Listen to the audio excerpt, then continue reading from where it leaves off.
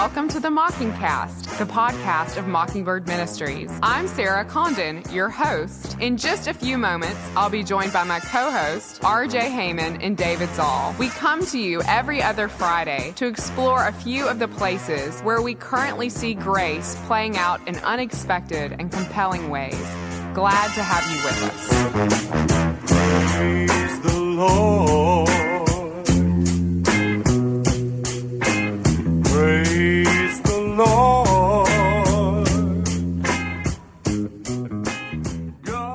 Okay, it is July the 26th, and we are back after a little break. I have been to the beach, and now I'm home. And I know, Sarah, you've been away as well. How was, I think you guys were in the Pacific Northwest? We were kind of on a Handmaid's Tale tour. So we just tried out Canada to see what it was like and then came back down. What did you find? Canadians are so nice. They are as nice as everyone says that they are. I mean, every experience we had was really lovely. It was great. It was a really, really good trip. Rutger, everything well on your end? We're doing okay. I'm finally sort of settled back in after my blissful sabbatical time, which seems, I don't know, like a long time ago in a galaxy far, far away. But we're doing good. We're having a good summer. I'm car shopping for my 16-year-old, which will absolutely come up more over the course of this podcast, so consider that a teaser. Oh, fantastic. Fantastic. I was hoping we'd learn something about that process. More car talk. I know, we need more car talk. Well, since it's kind of a quiet time and the dog days of summer, I thought it was safe enough to have an episode that was sort of law-focused completely. And by that, I mean that the first thing that we're going to look at is a report from McSweeney's, a humorous report, a medical report, woman hospitalized after attempting effortless lifestyle. This is by Patricia Lawler-Kennett. A 36-year-old woman was admitted to the emergency room this afternoon after several attempts at a quote-unquote effortless lifestyle. Symptoms include exhaustion, depletion of savings, paranoia, and inadequate space to store cosmetics. The history is the patient reports attempting effortless lifestyle after a friend of a friend claimed she was heading to Tuscany for 2 weeks with quote-unquote 4 simple essentials, one of which included a sundress that converted to a tablecloth for quote last-minute picnics. Discussion of the disease, effortless lifestyle syndrome, was first reported in the early 2000s and reached epidemic proportions a few years later, with spikes in New York, Los Angeles, London, and affluent suburbs where there is more than one Michael's craft store within a 15-mile radius. The disease is highly contagious. Prognosis is poor in this case since patient states she is planning on renovating her kitchen overnight using only a coconut shell, 6 empty bottles of Pellegrino, and a Shenzhen Nongki orchid she grew in her garden. The treatment prescribed is a full-time job, needy friends, and a dirty bathroom. Check, and check. So, I feel like we were just talking about one another here. According to my Instagram, or at least my wife's Instagram, we've had a very effortless 2 weeks at the beach. There's been no crying, no tears, totally. No meltdowns in the middle of the night, no ice cream getting into every crevice of our car, nothing like that. It's just no been credit card debt. No credit card debt, nothing like that. I mean, what came to mind when you guys read this? Well, it's so sharply written. It's so well written that honestly, I was like, Stephanie Phillips could have written this because this is the kind of commentary that she provides sometimes on this stuff. But I loved the I shopped for all of the ingredients at the farmer's market on the way home from work, then showered, jumped into a Paisley Captain, and entertained until 3 a.m. without ever going to the bathroom. It was all so easy. This is so funny. I mean, this is right. The best things are funny and sad. It's so funny. It's also so sad because some of the stuff hit really close to home. I mean, the caftan, the entertain till 3 a.m. wasn't quite my vibe. But Dave, you read under the part called Discussion of Disease. So the best known vectors are websites that create bi-weekly content such as Contour While You Drive, which is a makeup thing. I don't know if you guys know that. Or this one hit close to home, breastfeeding and barbecuing. There is. I flashed into my brain to our son's Oh my gosh. It must have been his 4th birthday. And Annie was still breastfeeding and like 6 months old. And I remember like having on like a long, probably a caftan, right? Like a long dress, and like having her in like a thing that tied around me that looked really cool, but probably not something I used on a regular basis, but it looked really cool. And just feeling totally miserable on the inside and exhausted and overdone. And like, why am I trying to do a birthday party with a 6-month-old? But on the outside, trying to look really pulled together for everyone that was at the party, you know? And then, of course, this is sort of relevant to later conversation, but, you know, my husband's the priest and it's the church school. So like, I need to look like really pulled together and Christian. And yeah, I mean, this was great. It was also like hit pretty close to home. Yeah, I thought immediately I've been on a major Mr. Rogers kick, you know, ever since I taught that class, and we talked about it here. So I thought about him coming back after all those kids were putting on Superman outfits and jumping off of roofs. Like, they were trying to live effortless lives, right? Like, I'm Superman. I'm going to put this on. I'm going to jump off a roof and break my arm. And it's just like we don't ever learn. You know, we think we can do things that we can't do. And then it also hit close to home for me this week, because to bring it back to cars, which I'm going to be doing a lot of. I'm car shopping for Jackson, and I'm trying to find him something like, I have a very specific idea of what I want, and I think what he wants, and he's such a good kid, and he never asks for anything, but it's really, really stressing me out. You know, I'm trying to find like the perfect example of this car. I'm doing like compulsive nationwide Craigslist and Auto Trader and Cards.com searches, and part of it does flow from my need to live this kind of like perfect, effortless life, even though it's kind of a vintage car. It's probably going to be a nightmare. You know, I'm getting myself in way over my head, and I probably should just give up and not do it. So I don't know. I'm feeling that too. Like, I want to give him this perfect gift, but it's not going to be perfect, and it's really stressing me out. And I don't know, bring up all my insecurities about being a good father and stuff like that. So we all have our own, because I like cars. And anyway. I mean, when we talk about the injunction to, you know, be more, do more, be better, you know, achieve, it really is. It's not just that you need to have it all or do it all, but you need to do it effortlessly. That's sort of that's like the dagger in the stomach of after the machete of the law comes down. It's like you not only have to accomplish these things, at least and everyone's trying to kind of give the impression that they're doing it, but then you have to give the impression that you're not doing it without even trying to do it. And it's this really vicious cycle of, I think, self-consciousness, in fact, masquerading as its opposite. That, it makes for really, really good satire, I think. But it also, you're right, it's sad, especially around vacation time when the whole country seems to be on the highways, going to the beaches. Yeah. If you were coming back anywhere, I mean, and you know, obviously not everyone can go away or wants to go away, but those highways and just seeing the amount of people surviving their vacation, and God only knows what sort of impression they're trying to give off, though. You know, it's like that. I always think of that REM video that Everybody Hurts, when the cars are stopped on the highway and you kind of go into each car and everyone's hurting in some different way.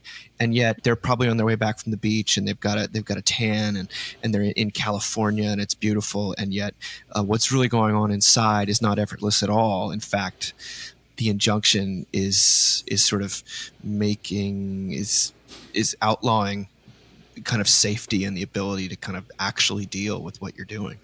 Maybe that's too dark. Dave, that's so true. I mean, my wife and I, we literally get into a fight every time we're leaving for a vacation. Yes. You know, every time we have to pack the car up, every time the house has to be clean, every time have the boys packed, you know, what have we done? And it's, I'll be honest, it's mostly my fault because I get really stressed out. And part of that stress is, why is it so hard to sort of get to a place where things can be easier?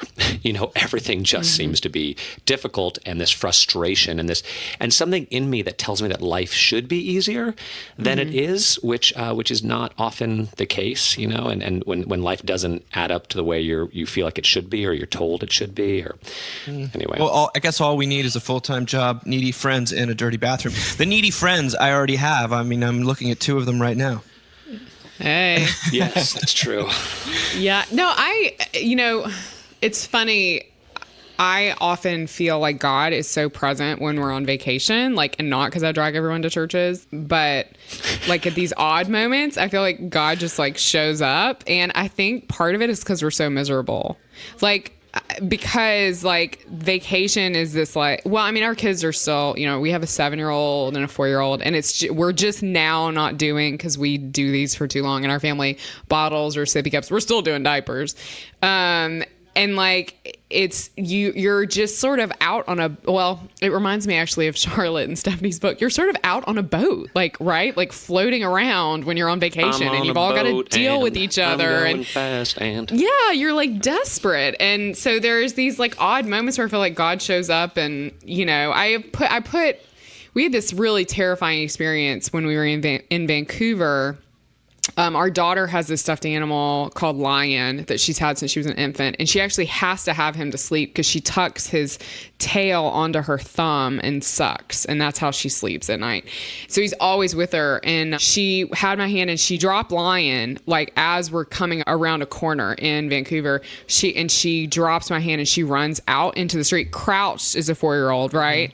Just as a car is like coming around the curve, and they stop, they slam on their brakes, and I'm screaming, and Josh is turning, you know, and we're grabbing Annie, and I actually took a picture of the lion and put up the story on Instagram.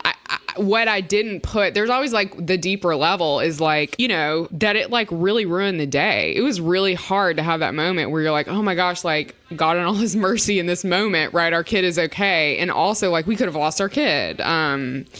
So yeah, I don't know. I mean, that's the kind of stuff. It's weird now that we're in this world where vacations get shared so much. And I certainly share our vacations more than I should. But there's, you know, it's like 8% of what's actually happening. Yeah, totally.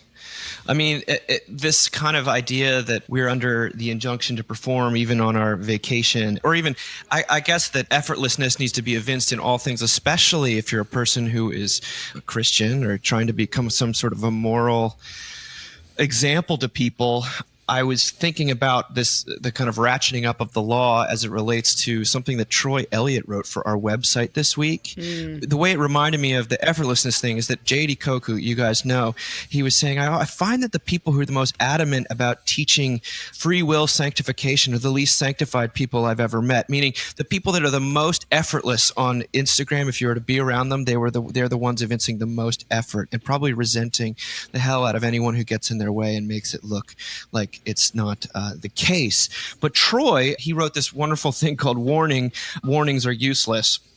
And he's trying to talk about the wisdom inherent in God's law. He says he recognizes it, not just the parts that I'm occasionally fleetingly accidentally good at. And I'm acutely aware that I'm not supposed to be wearing cargo shorts and listening to Electric Light Orchestra in a non-ironic way. I disagree. I violate God's law and I feel convicted. I violate the little L laws of society and I feel enlightened. But what I fear may be the truth of the matter, that whether I'm living temporarily self-righteously or whether I'm congratulating myself on throwing off the yoke of direct TV, all I'm really doing is whatever I was going to do anyway. It's just me doing me, adrift on my own ocean of self. No amount of admonishment seems to have any effect. And then he finishes, he says, last week at church, I started thinking about the origins of our confession of sin, the one we pray every week all year. How did this get in there, I wondered. I'm no theologian or historian, but I have to think that at some point someone must have said, you know what, let's go ahead and put this confession thing in here because we'll never have to worry about it not being applicable. They were that sure about human nature, and thank God. I cling to that confession because at the end of the day, at the end of every day, despite the admonishments, the warnings, the exhortations about the severe and dire consequences of our shortcomings, we do what we do. That's why grace is truly amazing. We listen to advice, we read the word, we pontificate and point out where others fall short, and yet we pretty much do whatever we want to do and hope that most of it falls within the bounds of pretty okay or something we can live with or at least something we can rationalize later. And yet we are loved. Not only loved, but embraced, taken in, marked as God's own. Now, I know that's sort of a left turn slightly from the effortlessness of Instagram, but I found it to be, I don't know, deeply comforting in the way that it acknowledged most of the ways in which I'm actually feeling like I'm fulfilling the law are just the ways in which my own natural proclivities coincide briefly with what God has asked of me or the society has deemed approvable. Where did you guys land on that? Oh, it reminded me of what David Foster Wallace wrote. What did he say? Sooner or later, at the end of the day, you end up becoming yourself. Was that the quote? You would probably know exactly what the quote is, Dave, but something along those lines. And yeah, it's true. It's like when you have kids, or really before you have kids, you think to yourself, oh, I'm going to mold them and shape them and, they're going to be incredible. And I mean, they are incredible, but I'm going to have more control over who they end up being. And then you have kids and you realize you get what you get and you don't get upset because kids end up being who they are when they come out, and you don't seem to have actually that much control over that, and this idea that people actually aren't that mutable, that I'm probably going to be dealing with the same questions, anxieties, sins, 30 years from now, if I'm still alive, as I am today. I remember Aaron Zimmerman saying about this about a small group he was a part of at a church formerly with a bunch of older men. And he sort of thought to himself, well, older men, they get older and their passions wane. And he's like, no, that's just not at all the case. It was a bunch of like 18-year-olds in 75-year-old bodies. They're just the same as they ever were, even though they're older. So that's what I thought. People are who they are. I thought this is one of the best things we've had on the website recently, to be honest with you. I thought it's such an accessible way of looking at this this kind of freedom that we have when we realize that we are who we are, right? That we can't really impact the change of who we are. And I think we forget like how radical this message is. I'm in a couple of groups, secret groups on social media, where they're sort of, one of them particularly sort of a haven for people to talk about grace. And, and there was a woman who got on recently and she just said, I keep hearing my pastor say that they're the kind of people that bear fruit and they're the kind of people that don't. And I identify more with sin. And, this makes me feel so awful. And I mean, that's why we have to hear this stuff over and over again, because you can't, it's almost impossible to take it for granted. I mean, I found this piece as comforting as the first kind of stuff that I read on Mockingbird's website. And it made so much sense. It reminded me a lot, actually. I've been rereading, Chad Bird's book, Your God is Too Glorious. And he has this amazing way of writing about how we think we have control over our lives and how, there's such good news and that we don't. And that, what we would have planned and what we would have expected. I mean, he talks about like, having a teenage daughter and her getting pregnant or, this kind of stuff that happens in everyone's lives and how God uses these things, even if they're really hard for us. And I have to live in that camp because it's so tempting to live in the Instagram camp. It's so tempting to think if I just get the right, essential oil or like headband for my baby or like all the random things I bought, if I just do those things, then I will be effortless. Then everything, that camp kills me so quickly. Actually, the worst thing is like if you have your phone out, right, and you're going to take a picture and it's accidentally set on the reverse mode where it's trying, and you're like, oh my God, like that's what I look like, that's actually right, like that's actually sin. That's actually like we're so unchangeable, that's what it is. Like it's the weird red spot on my nose that won't go away. If you're going to be a pastor or a priest or like anyone who wants to actually love anyone else, you can't help. You've got to have this perspective, because if you have the perspective that people are changeable and they can control themselves and they can get better, you're just going to end up hating them and resenting them and not actually being able to love them and accept them as they are. And what does Paul write? But by the grace of God, I am what I am. And his grace has not been without its effect on me. So. Yeah, Paul has to come to a place where he accepts who he is and what he's done and accepts the grace of God. And that's a tough thing to do. And it's really not something our culture tells us to do. Like, by all means, never accept who you are. Always be better. You need to be better. But I just don't see any other way to live anything approaching a peaceful, loving life. Yeah, I mean, you don't have to be a pastor; just be married. It's like if it's I love you, right. I love you when you change, or I love you if you change, or I love you if you stop doing X, Y, and Z. it may, it's like it was that great This Is 40. Remember when Paul Rudd tries to stop eating the cupcakes and she starts to stop smoking, and they make this pact to be better for the sake of their marriage and the sake of their kids, and they end up he ends up out at the trash can, picking out the cupcake and smashing it in his face, and she's smoking all the time behind his back, and they finally just be like, well, they kind of come together in their moments of failure, and that's when their love is reborn. And we know this, but love really is something we fail into, I think, rather than. That's a good line. Dave, love is something that's we not fall into. Fail into? Excuse me? I say that so I think the spirit is among us. Such a way with I'm words. working on my book, and I was actually just finished the Seculosity of Romance chapter, and I used that line. So people out there, do not steal it. It's under copyright. So viral. Hashtag fail into love. I'm calling it trademarked Well, right now. speaking of failure, I shall make millions. Speaking of failure, R.J. Heyman, you wrote a devastating, I think, incredibly honest but beautiful post this week for the website, and I think it just cut me to the core, but also not just because I love you and not because I was just there, but it really spoke to me in a much larger way, just as a person living in the world. Your starting point was this wonderful podcast Startup, which is Gimlet Media as a sort of a large podcasting company, and This American Life actually highlighted part of it, and they're doing every season they profile a different company, an entrepreneur that's sort of getting going. In the first season, they profile themselves, actually. And this season, they decided to profile a church plant because one of the producers is a Christian. He jokes about coming out as a Christian to his boss, and they decide to do this. And basically, they profile a church plant in inner city Philadelphia where the guy who originally starts it completely burns out, and he's replaced by it's sort of predominantly African American, and he's replaced by this guy named AJ, who's a white guy with dreads, I think, married to a black lady. And so there's that element going on. There's a socioeconomic, racial element, but really, what's happening is there's this amazing Christian. It's all the only way to know how to say it.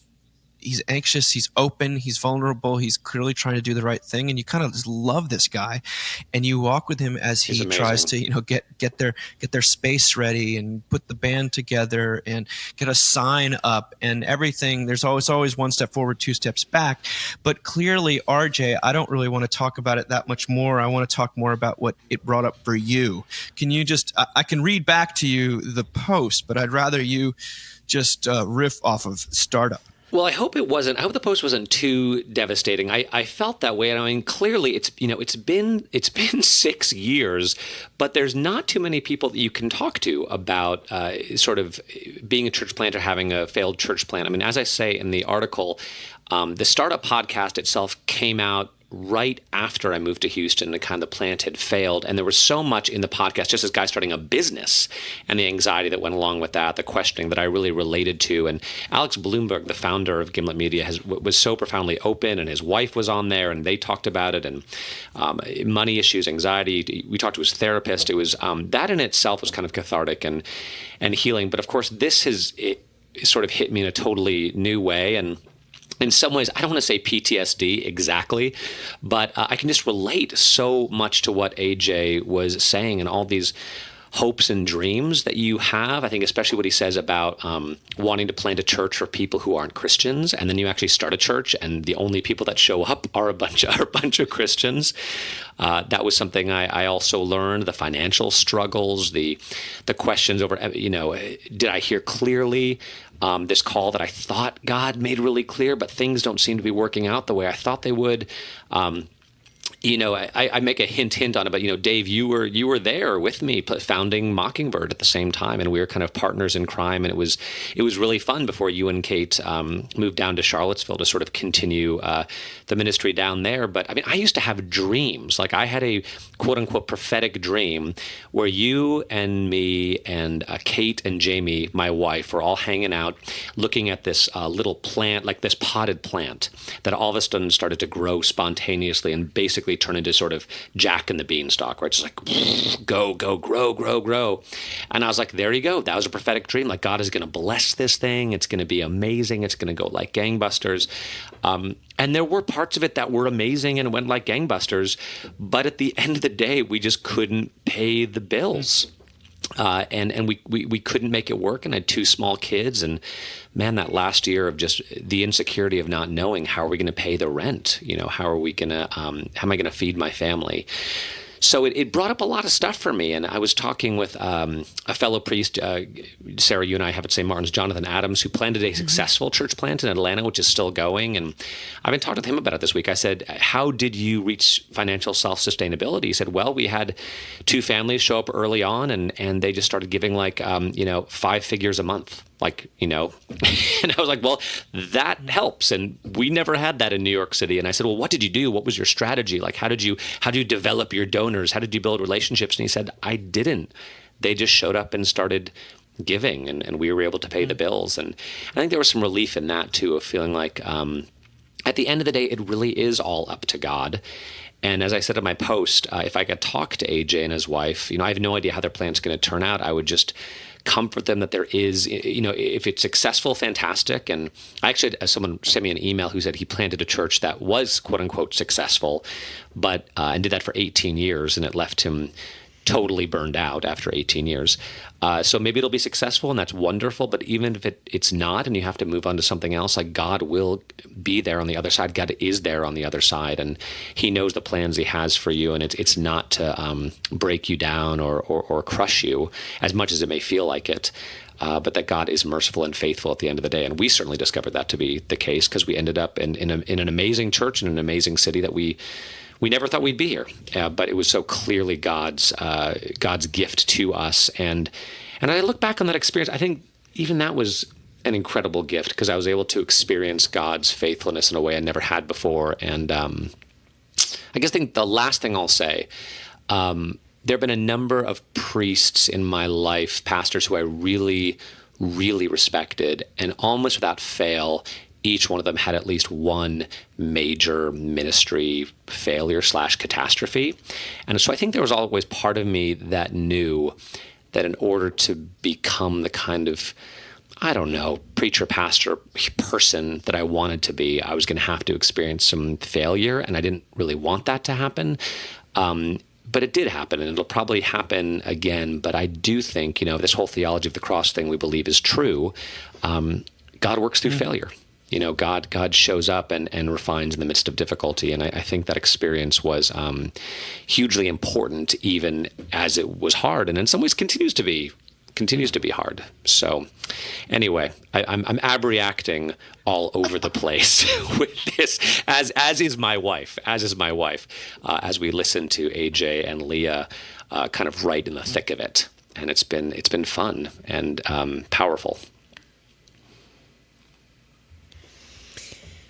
So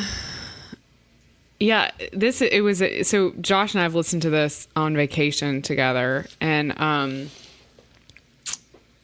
I think the thing that the first thing that really hit me was sort of how, and AJ talked about this, RJ, you talked about this, how we define success. And how we define success in the broader world, and then how success is defined in a church. And there is something, and I have not experienced this, we've never been a part of a church plant, but there's something really sad to me about the fact that a group of people can gather in this way and can worship, and it can be 40 people, which is right where they were before Easter.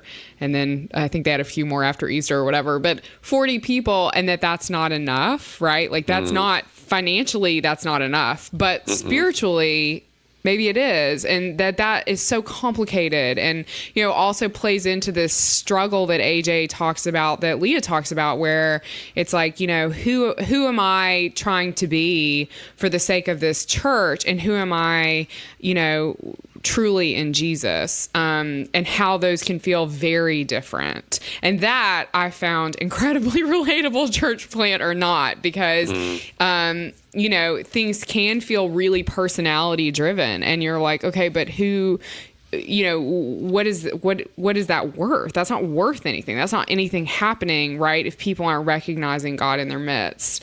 And the other thing I wanted to say about it is I just think it's such a crucial listen for any we're mostly wives. What if maybe there's some husbands married to priests or pastors, but women specifically. And I want to say, I think it is a women specific, it is a wife specific thing in ministry to go through what Leah goes through so openly. And I'm so grateful for her honesty, where she talks about her identity being wrapped in this church and how she needed a win and how like other things in her life hadn't gone well and she needed this to go well. And, like it or not, right, we're still in a place where for a lot of us, even for myself, and I have job and all this, but my identity is very bound up in my husband's success.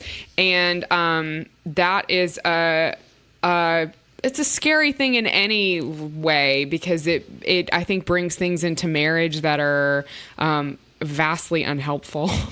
But it's really, I think, a really awful and hard thing if you're talking about a church, and I mean, RJ, I would imagine you and Jamie had Sundays. We've had Sundays in our church that's not a church plant where there weren't a ton of people there, right? And you get home and you're like, oh, there weren't a ton of people there. And it like colors your Sunday. It can color your Monday if it's your day off, like, here's what went wrong. Here's how we can, what's the football term people use? Monday morning quarterback. Quarterback. Yeah. Like, nice it's just more sports. We're trying to do more sports, but I appreciate that. No, I love it when you write, RJ, about AJ, that he struggles openly with anxiety, which is sort of a big part of actually what makes his ministry appealing and connect with people. And in fact, one of the people they interview who comes, she says like the way he was talking about anxiety really spoke to me, or it was one of the guys maybe, but that was the key to his actual connection. And yet he has received, this is you writing, RJ, he has received the message that to be truly successful, he needs to be the type of highly confident, unabashedly self-promotional, completely self-assured, almost superhuman leader that so many famous church planters seem to be. And then later on, he says, he questions how much faith in God he actually has and how he would act differently if he had more. For an entrepreneur, there's no ambiguity. It is all on you, even if that's not actually true. But for a church planter, there is this uncomfortable mix of purported trust in the divine and then gospel-phobic bootstrapping. There's so much to that, I think, that is it's amplified when you're trying to do a startup of any kind. I mean, I've experienced this with Mockingbird, of course, and with the ministry we do here in Charlottesville. But it's amplified, but as you can't outrun it.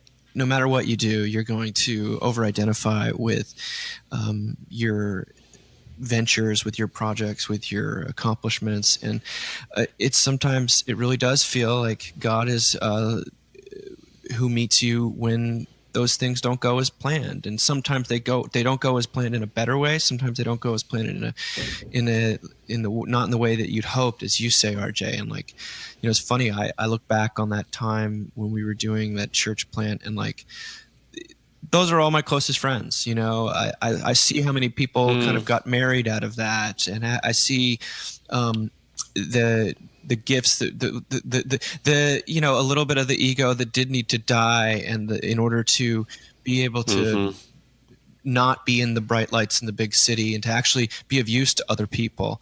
And maybe that sounds like a silver lining, but as I told you when we talked about it, like, I don't think it's not a false silver lining. It's the way that God actually worked, and that he was calling you there. I think it's that Monday morning quarterbacking thing. I don't know what the whole plan was, but I do see enormous amount of fruit in my own life. And, but yeah, I think the lessons are much larger. I think this is this tension between being an entrepreneur and being a Christian is just a tension between being in the world and being a Christian, I think, or believing in Jesus and a living God and the way of the cross, and trying to breathe air in the performancistic world in which we're all ensconced, whether that be the social justice form of that, whether that be the legalistic piet side of that, whether that be the materialistic keeping up with the Jones side of that. It runs so counter to the cross. Well, and Dave, to say more about that biblically, because I do think about this, the question of, does God sometimes call us into a place of death? does that actually happen? And I think about Israel wandering in the desert. Have you brought us out of Egypt into the desert only to kill us? Yeah, actually, that's exactly what I've done. Like, that's why you're going to wander for 40 years, because I'm going to kill off this first generation, and then the next generation will enter the promised land. Of course, they're no better. And I think about how Christians hear what Jesus says, no one can be my disciple unless they take up their cross and follow me. And the way we interpret that has something to do with like self-sacrifice or being willing to, something like that. And that's part of it, but also this recognition that part of the Christian life, part of any life, is being put to death by God, having the part of yourself that thinks you're in control, that the part of you that wants to be God. The part of you in the Garden of Eden that says, yes, I want to be God. I will eat that fruit. I can do better. I want to be in control. I want my way. And life is just it's God saying over and over and over again, no, I am God. It's not good for you to be God. It's better for you to just be a person and to trust me. And so I do think that God calls us into death sometimes, probably all the time. And that New York, that church plant was just a huge experience of that for me. Not the only one by any means, but an experience of that, of him, of a death that there might be a resurrection, of a death of my ego, that I might move into something more like faith-based freedom rather than self-based slavery and anxiety. So... it's interesting to work with RJ because I had known RJ through Mockingbird for a long time and was like, I'm super pumped. Still am. Love the guy. You should meet your heroes. Never meet your heroes. But work with him now. But we were at I've been at St. Martin's. It'll be 4 years. And we were at clergy meeting, which is like obviously just clergy. One of my first ones. And I'm super pumped. I haven't done anything in parish ministry. I've only done hospital chaplaincy. And, the altar service had started recently, which is this kind of alternative service that they have at St. Martin's. And RJ had headed up sort of the starting of it. And I was like, out loud, I said, and I still feel dumb for this, I said to RJ in front of all my colleagues, that must be so great. I mean, you must be so good at that, because it would be like planting a church. And RJ turned fully to face me and he goes, this is not like planting a church. And I was like, okay. But I felt like in that moment, there was like a whole ocean of things that RJ and Jamie have been through. And I'm really grateful that you have started writing some about it, because I think, yes, we look on the other side of that. And yes, by a lot of measures, it was a failure. But I totally agree with Dave. I mean, this is like such a personal thing, but there was a text that Dave's wife sent to RJ and to me, and Jamie may have been on there, but it was to tell us about this podcast and to know that like I get to like be included in the specialness of what happened in six years ago in New York is like, it's a gift, I mean, it's amazing what you guys did, and it may have not worked out, but you learned a lot, and I get to learn a lot through what you talk about. So anyway, I'm just glad you're writing about it. Oh, I mean, I encourage you to continue. It reminds me of that amazing quote from W.H. Auden from The Age of Anxiety, where he says, we would rather be ruined than changed. We would rather die in dread than climb the cross of the moment and let our illusions die. And sometimes we're put on that cross. I think we all are. And, it strikes me as, a lot of people, the way that I hear a lot of faith talked about, if something like that had happened to them in the way that it's happened to you, RJ, they'd go through a period of deconstruction, and they'd be like, I don't know if God is there, what's going on. And I think that I don't want to speak for you, but that is such a superficial understanding, or I mean, I'm sympathetic to it. I've been there myself, but it is ultimately this stuff about God working through suffering, through death and resurrection. It's not just like a rationalization. It's how it actually happens, and you can't engineer it. No one ever chooses death. No one ever. It's awful. It's the worst thing in the world, but it is actually how you're here to testify that there's life on the other side of that death. I mean, it's what I can see, and I mean, I pray. I know those wounds will always be there, but you know what? Without your wound, where would your ministry be? Right? What is that? I think it was a gift. I think it was a profound gift, and I'm not quite the place where I can look back and be like, thank you, Jesus, for this amazing gift. No. But maybe someday. What does Colbert say? The what afflictions of God are not gifts, or something like that? After his family all Stephen died. Colbert, God bless Yeah, him. we did not do a church plant, but we definitely had our own really tough church. And thanks to the internet, that won't be hard for people to find. It's not where we are now. And like right after we left it, I would try to spiritualize it to Josh and be like, but don't you think that Jesus and God and like this is going to make us so much? And Josh is like, no, that was really hard. Like, you know, I mean, I think, I don't know. I think it takes a lot of time to be able to have that perspective on this stuff. But pretty much what I did to you in clergy meeting. Right? Yeah, I'm the one that's always like, but wasn't it great for you? And people are like, no. Yeah, but it reminds me of, gosh, I've been thinking about this so much lately. I don't know if I talked about it the last time we recorded, but I did a big study on Ruth. Did I talk about the last time we recorded? And there's that part in Ruth. You and I were talking about it. Where Naomi, right? She's like, what really happened on the threshing floor? Yeah, right. We were not talking about that.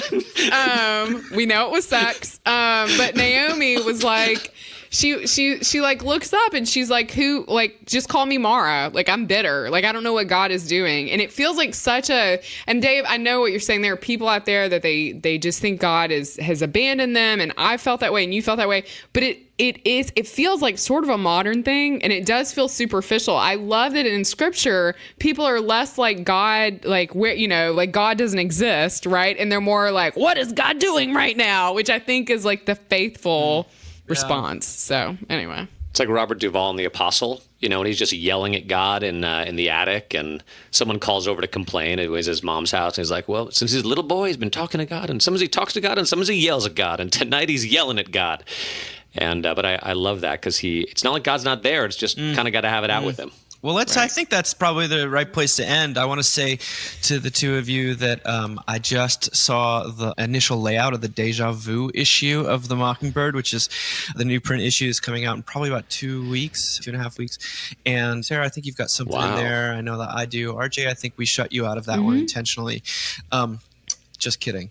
But it's fantastic. Good. It's a little bit of a greatest hits issue, but everything's been redone, and it's unbelievably beautiful. I also want to announce that the registration for our Oklahoma City conference, where Carrie Willard will be speaking, and Stephen Paulson and J.D. Koch, Kurt Benham will be there, Kelsey Klambara will be there, I'll be there. It's going to be fantastic, and it's very cheap. It's $30 a person. It's October 12th and 13th in Oklahoma City, and that information will be on our website. So check it out, and we'll be back with you in a couple weeks. Bye, guys. Bye. Bye.